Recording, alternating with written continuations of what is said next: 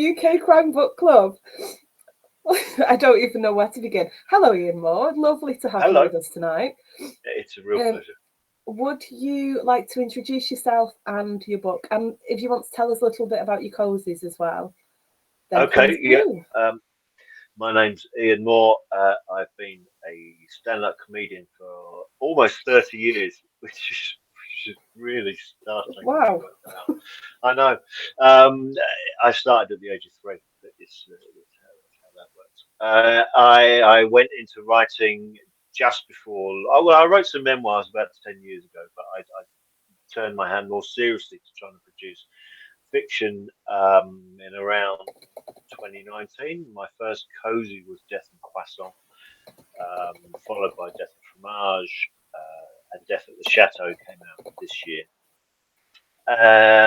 But I also started a new series which came out 2 weeks ago, called The Man Who Didn't Burn. I'm going to hold up the copy that I have with me of The Man Who Didn't Burn. Shall I hold mine up as well for comparison? Yeah, you may have to. Yours, you see, my puppy didn't get to yours. Not from France, no. No, it's I know it's rotten, isn't it? Everyone's a critic, including 5-month-old pointed cross puppies. It was a bad idea to get the puppy involved in the publicity. It's not his fault. Excuse me. Oh my word! I mean, we said before we went live, people will forgive a puppy chewing up a book. I'm not sure they'd be so forgiving if it was one of your kids, but a puppy, I think people will allow. Well, I think that, I mean, if you're an author feeding your book to a kid, then there's clearly something darker in your personality. Or maybe the kid just likes eating books. Maybe they do. Not a fan of reading, but devours books. Yeah. Sarah, hello, Sarah. Thank you for joining us. Lovely Sarah Blackburn. Hello, Sarah. We've got so much to talk about. So, how different was it going from writing cozy to dark? Did you have to be quite aware of the difference? Did you have to remember, because you've written several cozies now, or were you just excited to have a go and see what you could come up with?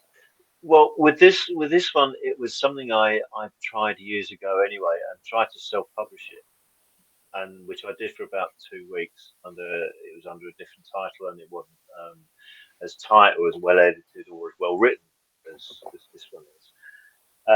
But I took it off self-publishing because the thing with self-publishing, and I'm full of admiration for people who do it, is that it's far more work involved in self-publishing, the marketing side of it, than there is in the actual writing. And I just wasn't. That's just not in my makeup to do. So I took it off, and then I wrote the cozies. I wrote 2 cozies, and the publisher contacted me and said, "Look, why don't we try and redo this and rewrite that?" And it was a very different world to get into. I'm halfway through writing the second one now, and it just feels like a completely different vibe. I had to lower my expectations for a start in terms of when you read a cozy, they're quite breezy, and you can, you sort of feel light with it. It's cozy. That's what you wrap yourself up. It's cozy. And so I would write up to 2,000 words in a day with that. But with the Lombard, with the darker one, it was when I started writing the second one, I was lucky to get to 500 because it was just I was kind of heavier with it. I just felt heavier, like there was more, not more riding on it, but it just felt like that. This would probably get more scrutiny than cozy, potentially, because if it was published, there are, it's slightly police procedural in terms of the French judicial system. So there are people who will go, well, that's not right. So the research had to be much more detailed than you do with Cozy, because they're amateur sleuths and they can make up as they go along. Also, if it gets too serious, I'm just throwing a joke, whereas I can't with this. I'm kind of suppressing that side of my writing. So I've really enjoyed it, but it has been a completely different side of my character that I've had to work with. Did you, after publication, did you find that the scrutiny was there, or was that just how you'd imagined it beforehand, and actually it's kind of apples and oranges? Well, there is the scrutiny in terms of people have gone, well, I didn't know this about the French procedural, but nobody's pointed up anything that I've got wrong, which was what I was so terrified of, that people would just go, no, hey, look, the basic premise here you've got entirely wrong. That I think that was what that worried me. But no, I haven't really. I don't read. I don't read many reviews. I don't read any kind of. Certainly don't read any Amazon reviews. Yeah. So I've kind of shied away from all of that. It's out there now. I'm going to concentrate on the second one and try not to get too caught up in what people are saying. If they're saying anything, they might not be saying a thing. I've read some lovely reviews. Oh, that's good. That's nice. So I find that reassuring. When you are talking about, I mean, I think with reviews, it's one of those things that some authors love them and are quite happy to read them and see if they agree with things or not. Some people will absolutely avoid them just completely. But in any other walk of life, would you want so many reviews of your career performance? Because it's such Well, I a mean, the thing is, having been a stand-up comic for so long, you are very used to very speedy responses to whether you are any good or not. You know, it's literally within seconds of saying something, within point hundredths of a second of saying something, you will get some form of reaction, some form of review, if you like. So I've gone through all of that, and I can take reviews from people who are reviewers, who are professional reviewers. It's the other side of things that people just some people just have motives, and just so I don't want to get into that. The first book I wrote was called A la Mode, the my rural life, my tranquil life in rural France, or something like that. Or my, I can't even remember the title. It's been re-released next year, and they've changed the title. Thankfully, I'll be able to nobody can ever remember what happened in the book they're currently promoting because they're so deep in the next book or the one after that. exactly. So you're fine, don't worry. I did that. I was doing that on tour last year before I went to Harrogate. I was in a bookshop just outside of Leeds, and they said, right, do the synopsis." And the bookshop owner's looking at me, going, "No, that's not the book. That's not the book you're here to promote." Excuse me. So yeah, I do that. I do that quite a lot. No, I had a review. The first book, which has been re-released, as Vive le Chaos next year, which is about being on the road as a comedian, but also living in rural France. I had a review on Amazon, which was 1 star out of 5, the most useless book ever written. Oh, nice. And just think, well, look, it's not. It's really not. Firstly, it's made of paper. You could light a fire out of it. Right? I was going to So say, surely you could wedge your table. Exactly. You know, If you've got a rocky nothing's table at ever a pub, useless. tear a couple of pages out. And I just thought, that's not constructive criticism. No. I'm not having that. So since then, I've just avoided that kind of stuff. Somebody always used to say, reviews are for the readers anyway. They're not really for the author. They're talking about what their personal taste is, so that somebody else can say, well, actually, that sounds a bit daft. So that I don't think that's how I'd think. I'll go and give that a look. If anything, I think if I read a really bad review, it'll make me want to buy the book more than a good review would. Yeah, you can get intrigued by them, can't you? You can. I've just decided to turn my back. I mean, because obviously being a stand-up, if somebody was to heckle me on stage and say that's the most useless joke I've ever heard, I would just lay into them. I would just lay into them and rip them apart. That's my job in that situation. But when it's a sort of cold anonymous thing like that as well, because it was anonymous. I just thought, why? I don't need that. I don't need that. Move on. I've heard some great comebacks over the years from different comedians. And when we're offline later, I'll tell you my favourite one because I couldn't say it in Okay. public. No, that's the thing, and the thing about being a comedian is that you tend to take that sensitivity, I guess, into, and you forget that you're not on stage. So Yeah. somebody can just bump you in a train and go, "What?" And you immediately just turn on them. Oh, I'm so sorry. That's one surefire way to get people to go and sit somewhere else, though. Surely, It is. It get really left is. alone. Can't decide if you're there's something wrong going on somewhere Violent, or maniac. how different is it going into a room of readers to talk about your books than it is a comedy club? And that sounds like a really stupid question, but I'm really intrigued because it must take a different kind of, like you're saying, a different discipline. Nobody's probably, I would hope, going to heckle you in a bookshop. So, You'd hope not. That was the thing, actually. It was really interesting because the first author event I did with the first cozy mm, was actually I did it with Mark Billingham, and Mark and I have known each other for sorry, years this and is my years and this is my years. Billingham shelf. Right. It's you need a bigger shelf. The man's a machine. Um, but Mark and I, had worked together as comics 20 odd years ago. Mm. And so my first author event was actually with Mark, who I knew How very well. lovely. Exactly. And it was just purely by chance.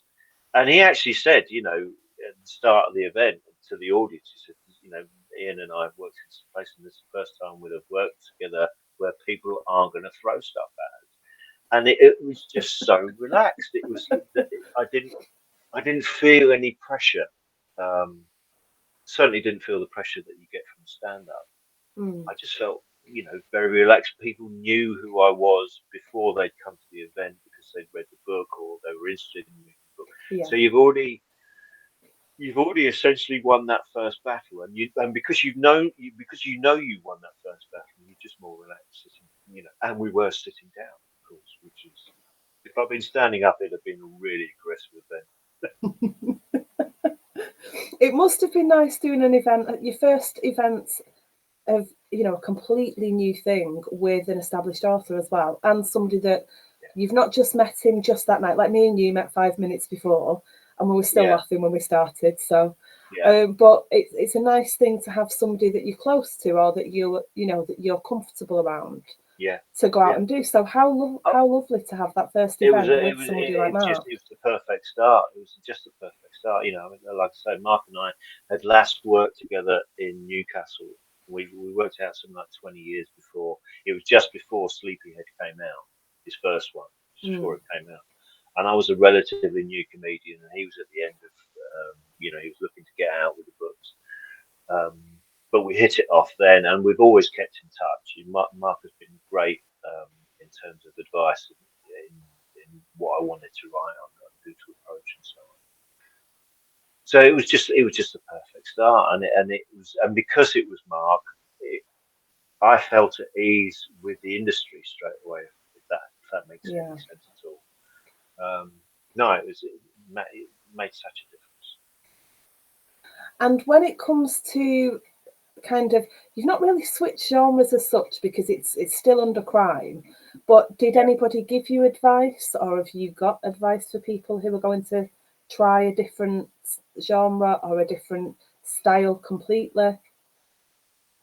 That's a difficult one. I would say if you've already done one genre and you've been very comfortable writing that genre, I would go back to what I said earlier and lower your expectations. Don't think that you are immediately going to be able to write at the pace that you wrote before, and also the different genre may require different research techniques, Yeah. different parts of your brain, so things will slow down. I really berated myself when I first started writing the second Lombard in particular. That I felt I was being so slow. I just wasn't. I felt I wasn't being productive enough at any point.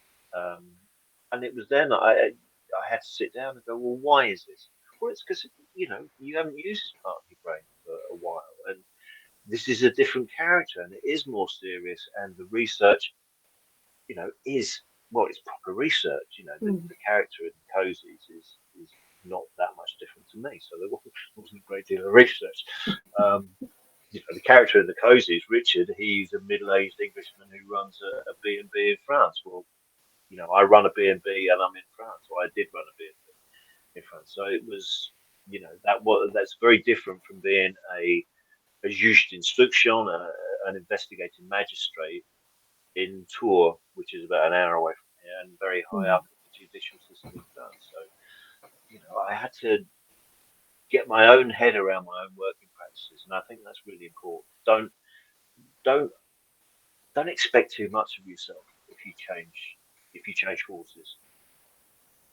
Did you consider using a different name for each style? I mean, don't get me wrong. Anybody who reads your Cozies, who then picks up The Man Who Didn't Burn, is going to go, is this the same Ian Moore? This isn't a Cozy. You're going to know straight away that it's not, it's not, it's so not Cozy. Yeah. I did try that when I did go through the self-publishing thing.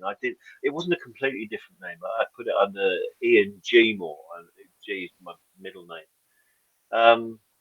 It just made no difference really. Just in the end, it is me, and it is me who's writing it, and I'm really pleased with both series, and I'm really pleased that they're both quite different. So I like the fact that they're both under the same umbrella, really, because I like to. I've always been a kind of person who won't put cliche all their eggs in one basket. I've always, when I've been a stand-up, I thought, well, I have to be doing something else because that might not last. So, the idea of having two different series under the same name, I think I'm quite proud of that, really. And Ian Moore is my name, So if it wasn't my name, I'd have to actually convince people. Because when I went into Waterstones, for instance, the last time I haven't been in the UK since before the summer, but I was in, and this is the Waterstones in Horsham.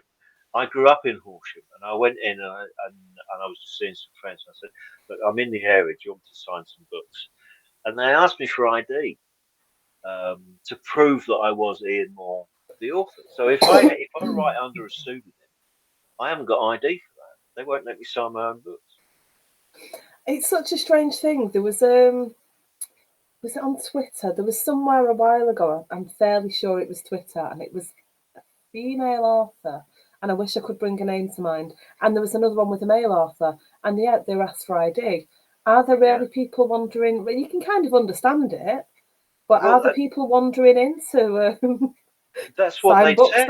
They said that there are people just walking in, going, I'm Richard Osman, which is fairly distinctive, Richard Osman. So that's probably a bad example. But I don't know. My friend's husband looks strikingly similar to Richard. Is that Osman. right? Because we were we're going on holiday on Friday, and I was on Richard's House of Games, and I won the luggage.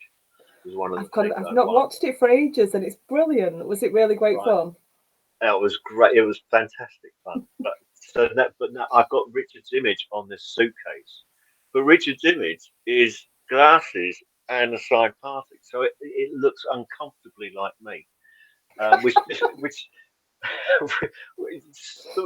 the arrogance of walking through an airport dragging a wheelie case with your own face on it. So it was probably a bad example. But they said it in the Horsham Waterstones that somebody had been in the week before and said, "We are whoever," and signed a load of books, and it turns out it wasn't them at all. That's appalling. See, surely that's technically criminal damage. It's literary terrorism. Yeah, that's what. Yeah, we'll go with your words. Yeah. Laura's just said something that I was thinking. So she said, "Open the book to show the author pick in back." Yeah, so I think. But you do look quite different, unless you've got your actual. Oh right, I'm with you. the same role. I mean, you can tell it's you, but yes, the sunglasses make you a big difference. You can tell that. But I mean, anybody can walk in with sunglasses and a roll neck. What an odd hobby for somebody to have. Don't even know where to begin with that one, Ian, honestly. It's a really strange thing to do, but quite fun. Why not? I quite, there's a part of me that thinks I quite admire that. Quite admire that. We're not encouraging that kind of behaviour. You do No, not absolutely admire not. it. We admonish people. Okay, all right. I'm These admonishing are that. told. Sarah's asked one of my favourite questions to ask, which is, do you ever act out any scenes I've never said in public from your books? So, for example, we a lovely author member used to have he's had a fight on the end of Whitby Pier to see how it would work. We've had somebody um, have the husband tape them. I believe it was tape them to a chair to see if they could escape. Yeah. Oh, we've had so many good ones. Jane Isaac used to. She wanted to know if something buried in concrete would really retain its, its shape and its Okay. sameness. What is the word I'm looking for? It's a So good job. almost like So almost like a basically, she concrete, wanted to like see if a plate. something would last in concrete for a year. Right. So, which was something from her book. So, the day they chose to dig up this pig shoulder, hot sunny day, people having barbecues all around them. Yeah. And it's my favourite author story to tell this, I'm sure it is. And as what she didn't realise is that as soon as oxygen hits, it will start rapidly decomposing. Yeah. So they're Yeah. desperately Immediately. trying to get rid of a hideously stinking, rapidly Yeah. decomposing pig shoulder while everyone's having barbecues in the gardens around them. Nice. Still, that's going to take all the flies and wasps away from the other people's barbecues. Nobody has ever said that. That is excellent. I'll tell Jane next time I It's speak a to her. it's a very neighbourly thing to do. That is a very neighbourly thing to do. Oh my word. Acted anything out, or do you read Have things I ever aloud to acted yourself? anything out? I don't think so. I don't. Um, I can't think of anything I've acted out specifically for any of these books, other than I'll go to a location and count steps or Yeah. time myself driving to certain places, but there's But you didn't fancy nothing being a like scarecrow? I didn't know what with my head stoved in. No, I didn't. I didn't fancy being a. I didn't fancy being a scarecrow. No, but you could have just, kind of stood arms up at the top of the hill and, see what you can see. You see, in rural France, you just get shot at if that if that was the Oh, that was a bad who's time to try and have a sip of my who's drink. on my land. It'd be that kind of thing. No, I haven't acted anything out yet. No, that's a really interesting one. Though. I mean, there are. Well, I suppose jumping over the gate in the park just to see if it was feasible and managing not to land on my face, but nothing as dramatic as burying a pig shoulder and ruining the neighbourhood's summer afternoon. I can just Quite imagine that. me thinking that I'd be able to hop a gate, which I can. I know I can, and just catching my foot, or maybe not even making it that far and just slamming into the gate rather than going remotely over it. Yeah, No, yeah. dreadful. Tried Just doing a because cartwheel a few years ago. I ended up in like a puddle on the floor, like a mess of limbs.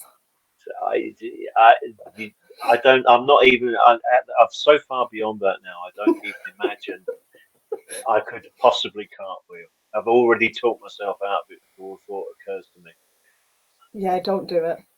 Especially don't do it on holiday in the middle of a field full of other campers. Okay, all right.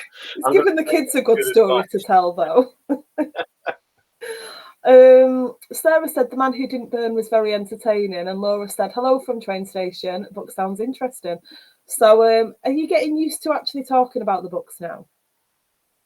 Yeah, it again. It's been one of those things where the cozies were kind of more were easier to talk about in a sense because they were um, because like I said, the character's kind of based on Mm. me, which is something that my wife absolutely hated because it was basically my wife reads most of my stuff, and I come up with the Death and Croissant thing, where Richard was the owner of a B&B in France, but his marriage was in trouble and he was separated. And then this very glamorous French lady arrives at his B&B and they become this detective pairing. Um, but obviously, I'm a middle-aged bloke who runs a B&B in France. My marriage is not in trouble, but it soon Until was. you write the Yeah, until my your wife started gorgeous reading a blonde. book. Exactly. She just went, this is your fantasy. How dare you? Death by baguettes, I It imagine. was death by strangulation. That's what it would have been. So I'm enjoying talking about the books. I find it more difficult when I'm actually writing a book to talk about the books. I'm in the Mm. middle of writing one now, and You know what's going you to know, happen now, surely. I'm going to ask you what you're working on.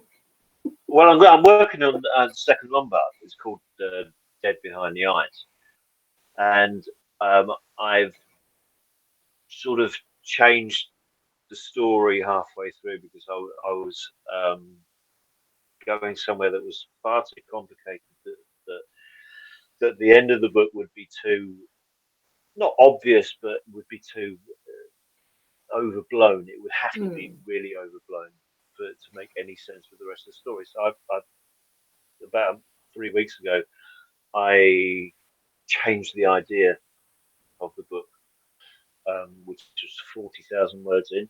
Wow. But it's not all been lost. It's just that I've had to. My head now is completely. I must write this, but that needs restructuring, and that needs. You need to go back to that to change that. Otherwise, that doesn't make sense, and it's all kind of. It's like it's the way I remember it is like it was like studying for my A levels. I've got so much information in my head Yeah. now that I feel if I tip over slightly, some of it's going to fall out. I'm gonna leave holes Excuse me. somewhere. So it's I'm just completely obsessed with this book at the moment, living this book, um, which is fun, but Yeah. not for anybody who lives with me. Before we went live, we were talking a little bit about this pen that I realised. So it's Death and Fromage, which and the pen is really really comfy to write with. And the other thing that I really liked that we do get from time to time with the press release a really lovely dear reader letter. Now Yeah. I don't know if this was your idea, Laura's idea. I don't know whose idea it was, but it's a blooming good one, and I really really Oh right, like that's it. very kind. I really I like didn't it I when you get didn't. a little letter with the press release. It was Laura who suggested that I do it. I hadn't thought of it before, but yeah, no, yeah, it's quite a nice introduction, isn't it? I think it's I can't lovely. remember what I put. Well, I'm gonna read a bit from the last paragraph. So, um, and we should mention it's Laura Sherlock who we are Yes. referring to. Just saying Laura and expecting everybody to know who I'm talking about, which a lot of people will. Um, so this just a nice little bit at the end that you're talking about characters, and then you said the other main character for me though is it Tor? Is that how you pronounce it? Yeah. Cool. Itself and the wider Loire Valley. There is history, ancient and more recent, the worldwide culinary and wine reputation. It's the perfect setting. I said years ago I wanted to retire to the Loire and write light, undemanding comic novels. I've done that. Now it's time to talk about the darker side that's rarely seen. So we were discussing that a little bit, but it just feels like so much work has gone into this letter from you. It doesn't feel like something that's just been written in 5 minutes. It feels like you've really sat and thought carefully about what you wanted to convey in this letter, and it's really lovely. Well, that's really kind, and I part of the point, especially with that last paragraph, is that firstly that's genuinely true. I first came to this part of France specifically in 1990 Mm. as an 18-year-old with my girlfriend, who's now my wife. And we sat in the garden of this sheet, which is about 3 miles up the road, still there. And I just couldn't believe where I was. I just felt so so comfortable. Yeah. I couldn't remember feeling that comfortable before. And I remember just saying to Natalie then, I just love to retire here and write undemanding novels. And I was 18, and it was, it's taken me a while, but I've got there in You've the end. done it. Never mind, it's taken you Yeah, time, you've done it. You've done it at the yeah, right time. absolutely. Yeah. But the second part of that also is that I really wanted to make the area tour and the Loire Valley itself one of the characters. I really Mm. felt that the whole place, the essence of the place, really is a character in itself, and that it informs everything around here. For instance, I'm sitting in my office now. Next door to my office, there is a kind of barn structure which has blocks holding up the roof, and on the blocks are scratchings by the French resistance saying, "This is the Wow. day Germany arrived." And then on the other side, we're getting them back, and this was the 8th of June 1944, which is just, that's literally 5 yards there. The river, which is 200 meters there, was the line between Nazi Germany and Vichy France. 10, 15 minutes over there was the setting for Death at the Chateau, which is Valençay, which is Napoleon. There's so much around here. And I find it really inspiring, Yeah. and it really fires me up. And I still pinch myself that I live here. It's such an amazing thing. I used to get when I was on the road every weekend. So we've been living here for 19 years now, and up until lockdown, I was commuting every weekend to go back to the UK to do stand up or wherever to go Mm. and do stand up. And it was, physically and mentally that takes its toll. But going home again, no matter where I was, always felt like I was going on holiday, even though I was going home, and just the feeling of that. I wanted to Mm. make that so much part of the books, in the sense that Oxford is part of Morse, or Yeah. London or Dartmoor is part of Sherlock Holmes, or St Mary Mead is part of Marple. Mm. That is a character within. It's not just a setting; it's a character. I wonder if that's why it's so realistic when you were talking about kind of the lightness of writing cozy and the darkness of writing something darker, something a bit more grisly. That you've experienced that, not quite the Yeah. same way, but surely enough to give you the experience to put into the writing. Oh, definitely. I mean, I'm yes, I'm 52 years old. I mean, I've had dark times. Mental health has always been a slight problem, but also something I've championed. I mean, one of the Mm. not champion, well, kind of championing mental. You don't want to champion bad health, but you know what I mean. I know Anyway, what you mean. the first book, Death and Croissant, that came out as a cozy was, like I said, I wrote that for essentially for me because it was something I wanted to read. That I didn't think there was that kind of thing out there at the time. I didn't Mm. realise everybody else was writing cozy at the same time. I had no idea Everyone about that. spotted a gap in the market, and everyone went, Everybody, "Oh, that's not out yeah, there." I know, and so it was one of And you those were all things. right. We were. I mean, thanks to Richard as well, Osman, who, without Richard, I don't think we'd have the market that we have now. I mean, he has, really kicked down that door, and so a lot of us have been discovered because of Richard's efforts. But with Death and Croissant, it was chosen as Book of the Month for the Samaritans book club, Wow. so it's sent out to people who want to be cheered up. There's people who feel like they need a lift, and that is one of the proudest moments of anything I've ever done, stand up in or Mm. writing or whatever. That the people read my work and feel cheered by it is an amazing thing to try and get your head around. Really.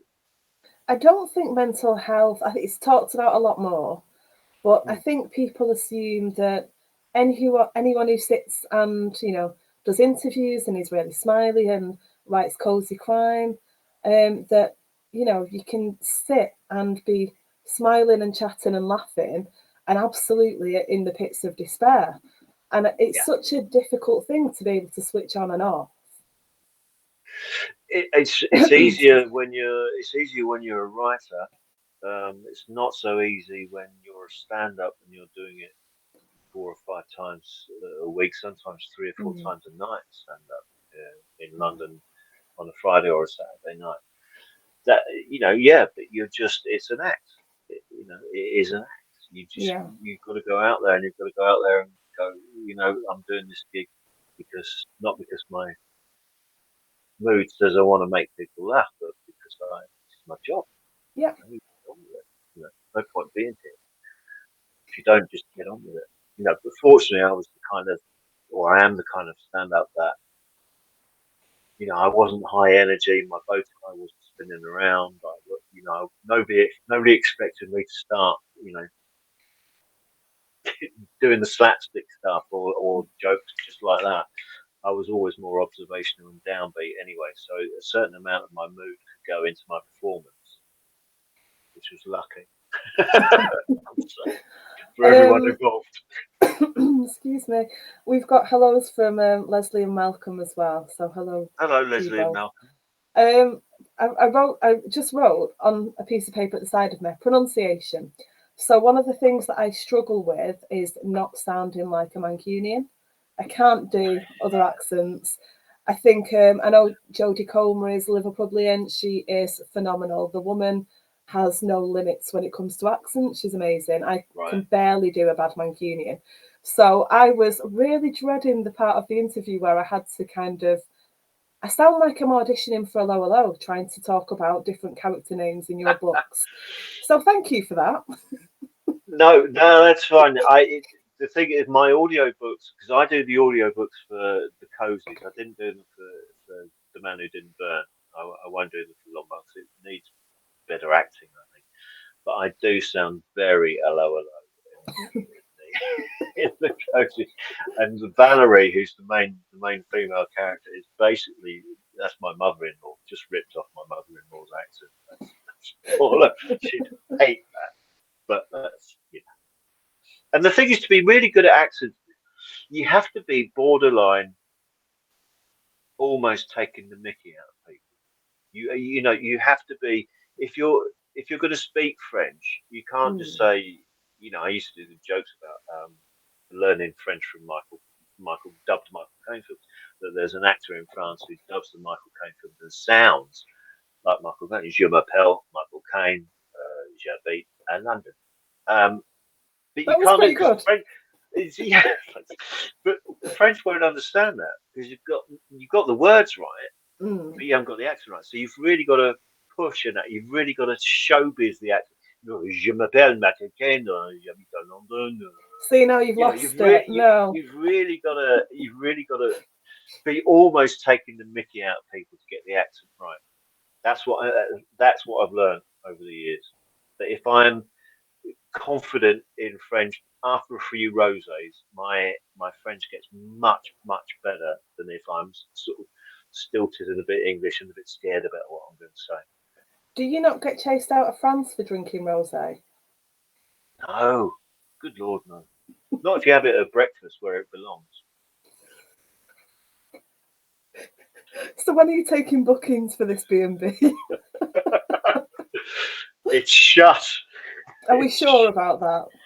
Well, we know, no, because my wife and I literally 5 minutes before I came on here, we're discussing exactly what we're going to do. We don't know what we're going to do. I'm Mm. tempted if we stay in this particular house where the B&B is. There's two separate buildings. Two. This is the bunker version where my office and stuff is, Mm. and that's where the B&B is. And it's three big rooms and a salon, kitchen, and stuff like that. And I'm tempted to turn it into a retreat for writers. People can come here I was and it's just going to just make peace. the suggestion. It's a blooming great Yeah, idea. just peace and quiet because I mean, obviously I've benefited from it. It works. It really works. So that's a possibility. But I'm not doing B&B. I'm not having people coming onto my land without me vetting them. that's the Good bottom line of choice. that. Although I don't know if you've got a kind of a Faulty Towers thing going on, then you've got to get some good character ideas from it. It was suggested. It was suggested that we could run a kind of, because I've done memoirs that were based here and the cozies that were based here. It was suggested we could run some kind of Dollywood style theme park Nice.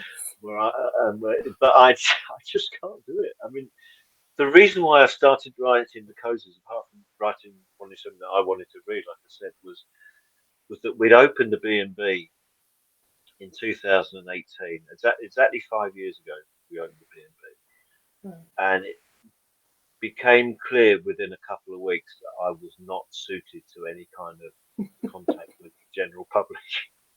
I'm all right standing in front of, give me thousands of drunks standing in front of me or whatever, a comedy audience. I can deal with all of that, but just a one-to-one, I'm the host serving you kind of thing. I couldn't do it. So that's why I made the cozies set in a B&B, because apparently it's illegal to actually kill your guests, but I could kill them. Not just frowned upon. No, it's really bad for Okay. your TripAdvisor ratings. Who's there to write the review? How is that bad? Well, they wouldn't leave a review because they'd never been seen again. But Exactly. it's that's where I feel like we should move on before Facebook take us off air. Sarah said, true story this year. She saw you at Harrogate talking books, and then her husband saw you live doing stand-up in the evening. That's right. That's right. I remember. That's true. It was, and it was my last. That was my last circuit gig that I was ever going to do. Wow. That was a hell of a day because we were at Harrogate, and Richard Coles was supposed to be on a panel, but he was ill, so I filled in on the panel for Richard Coles. And then in the evening, I'd already booked to do my last ever stand-up gig, because I honestly thought when I knew I was going to Harrogate and I was just going to sort of hang around and see what was going on. I'm so bad at networking and so bad at making friends in those kind of situations. I emailed a friend who I knew ran a gig in Harrogate and said, "Look, if anybody drops out, I'm in town. You know, I can just cover because I always need an escape route." And I didn't think he'd get back to me, but somebody did drop out, so I had to go and do this gig after doing the panel, and then went back to Harrogate to do the quiz show in the evening, the pub quiz thing. So you must have been exhausted. Absolutely knackered. Yeah. And I'd been on the road for 2 weeks by then. So it was a really nice way to end it all. You know, it was a lovely, the gig at Harrogate Theatre was just amazing, packed out theatre, proper old style Victorian musical theatre. It was such a perfect way to finish. Kind of, I suppose, a bittersweet weekend. You know, things are really taking off as an author, and you've decided not to do comedy anymore, and to put all of that into one weekend. I'm not surprised you were knackered. That's quite a lot of emotions. And quite emotional as well, you know. And what was great was that I went to the gig because Queeve McDonald was at Harrogate as well, and met Queeve and Wonder Wife. Love Queeve and Wonder Wife. It's absolutely lovely. And Queeve said, "Look, well, can I come with you? Because I haven't been to a gig in ages. Can I just come with you?" So it was really good to have a mate with me because on the panel in the afternoon, I was on with Billingham again, which was wonderful. And then Queeve came to my last gig, and I was a bit emotional. I'm not gonna lie; that's like nearly 30 years of you should be emotional. Just, gone. That's it. Thanks very much, and all of that. That's all, folks. And it was just great to have friends around, and then to go back to Harrogate, the festival after that, and see people, new friends that I'd made having been there for 2 or 3 days. It was bittersweet, but just amazing as well. Perfect end to that tour. It must be nice to, even though you're not doing comedy now, it must be nice to still be doing the events because you're so used to it. to going out? And I know it's completely different, you know, like you said, 1,000 drunks or 50 people sat who won't throw things, which is lucky because, you know, they've got books, don't want them Not yet. throwing things. I haven't thrown them yet. That's But always, is that nice know, for you to be able to kind of continue the performing kind of side? it makes it a lot less stressful. I No know straight, that no stage fright, nothing like that. nothing, absolutely nothing. There's nothing that I'm assuming. I'm assuming that there's nothing a literary event can do to me that hasn't been done to me while doing troops gigs, gigging in war zones, gigging for the royal family, gigging in front of gangsters, gigging at 2 o'clock in the morning in Manchester. You know, there's, you know, it's a very different way of performing, but it's still a performance. It's still, you know, I don't get the nerves, but you have to have the adrenaline. You can't be blasé about it. Yeah, I don't think anyway. That's not the way I've ever worked. yeah, But it's just nice to know that you've got those skills, and you know you're putting together, you're using skills that you've been sort of honing for nearly 30 years. Is just a fun part of the job, really. Because I think I saw you first time I saw you, Sam, was probably at Capital Crime, not this year but last year. yeah. You were doing a panel with Nicola Upson, because I was doing a panel about an hour later around the corner, and that was the first time I'd been to a literary event, and I'd never hosted a panel or anything like Yeah. that. So I watched you do it and learned from how you do it, and then I went on to do it in the tent around the corner, and my radio mic failed. I was the only one. So it was me, and there was four authors, and my radio mic failed. So I had to do it handheld, which was just perfect for me because that's Because you're so used to it, yeah. exactly. So I could come up and down the stage, and I'd do the Q&A from the crowd, and it was, you know, just great to be able to use those skills. I had no idea that you had seen me on a stage doing an interview till right now. Could you see me shaking? Everybody shakes. It was freezing. That's why we were It outdoors. wasn't freezing. It was I don't know what freezing. is wrong with you all. This jumper that I've got on, which isn't very thick, but it's my favourite jumper. It's really scruffy and I love it. This Right, is what I wore on the Saturday night when it was raining and the wind was coming in sideways, and I was still fine. right. Do you know what I wore that Saturday night? I wore the hotel robe in my hotel room because I refused to go out because it was too cold. Oh, you wuss. I know, I know. And I'm a northerner as well. I don't think I'm you from, are. I'm from Blackburn. No, I'm not having it. Not having it. No. No, no. You cannot have been that cold if you're a northerner. I was freezing, absolutely freezing. I should stop before I really offend people, but I won't. Because I didn't even, other people had like hats and scarves and gloves and big coats. And they're all like, Sam, where's your coat? I was like, I left it in Manchester. I'm not even sure where. I don't know when I last wore it. Found it on the back of the door when I got home because I was intrigued what I'd done with it. But no, didn't even take a coat with me. I wouldn't venture out. I am, I don't know, slightly odd, I suppose. No comments from anyone who's watching about me being slightly odd, thank you. I really wanted to talk about your support of indie bookshops. Yeah. So go ahead. I feel like that's an important thing to make sure we get in. I love I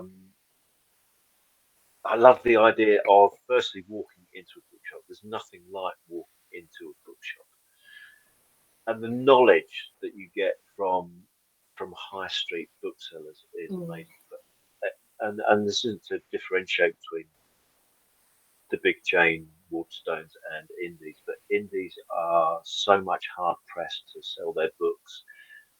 They can't buy as many copies, and yet their knowledge is just as good, and their enthusiasm for the book trade, for events, um, and the warmth of reception you get in an actual bookshop is is unparalleled. it's actually shame for me to admit that I didn't realise that. I didn't realise that there was that depth of knowledge and Mm, enthusiasm. I just naively assumed that people who worked in shops just worked in shops, but in bookshops it's different. It's just different. They are people who love their books. Kieran in Waterstones in Harrogate, and and all the others that I've been to, and Whitby Bookshop, and all the independents that I've been to all across the north, which I did before Harrogate, in Thirsk, in Selby, the White Rose Bookshop, and all of Yeah. those places. The reception you get is like, do you know what it feels like? It feels like sometimes you're just going to see a relative. You might not know I that was relative waiting for you to particularly say well, that then. Yeah. but it feels that there's that kind of warmth in it. And yeah, Holmfirth, Sarah's put in Holmfirth, did Holmfirth as well, Ilkley, all of those places. Just amazing. This book, so you mentioned Nicola Upson. Yeah, I love her Golden Age books. I'm working my way yeah. through them. And I went to the House of Books and Friends in Manchester. Great new bookshop. Not been open. Has it been open a year yet? Maybe a bit more.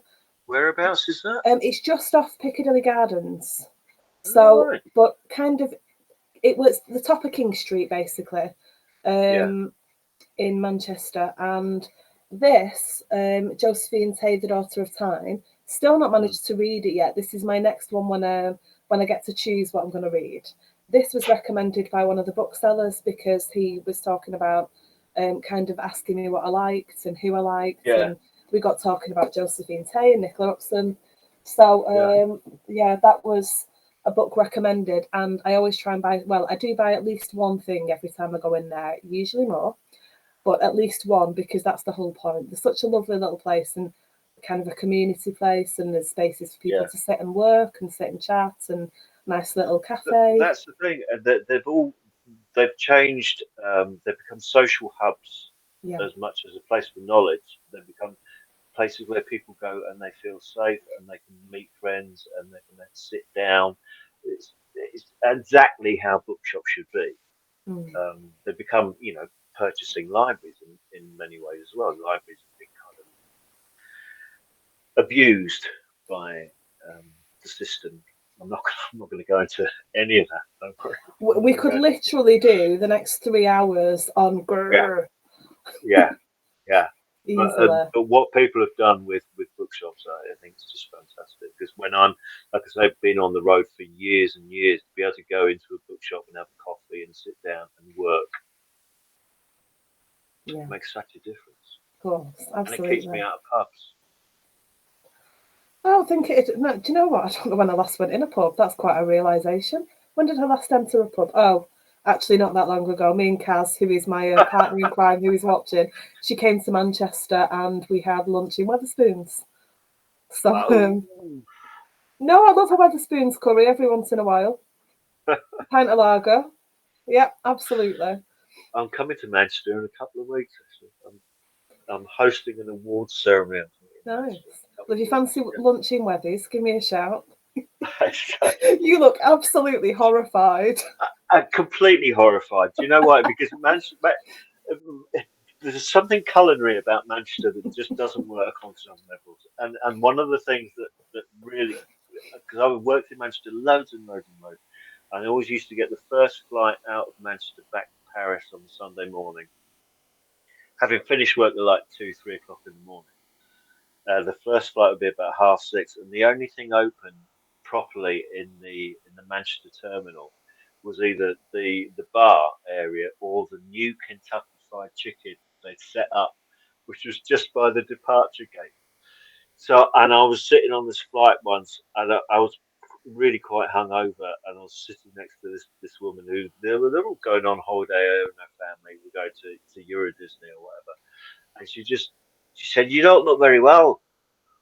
Do you want some Kentucky?" It's just like with a box, this bucket of chips, and I felt ill, and I Yeah. was never. I've got to I admit, can still I smell know it now. I'm okay with that, but not. No, I can't eat other fast foods. The only one, once or twice a year, if we're on the road somewhere, I'll have a Burger King, but it's very few and far between. Yeah, not my thing at all. But It was Weatherspoons the curry every smell once more in a than while, it's anything. nice. You know it's out of a bag and chucked in a microwave, but sometimes that's Yes. all right.